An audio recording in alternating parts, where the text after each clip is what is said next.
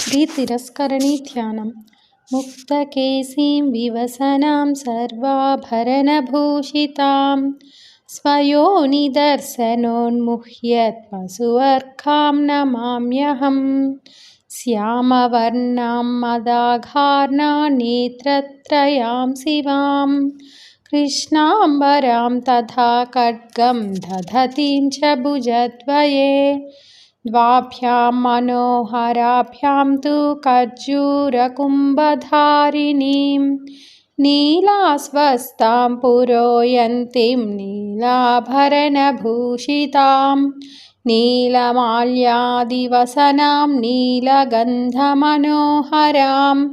निद्रामिषेण भुवनं तिरोभवं प्रकुर्वन्तीं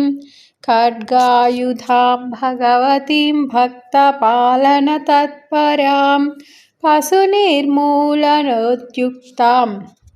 पशुतर्जनमुद्रिकां नीलं तुरङ्गमधुरुह्य विराजमाना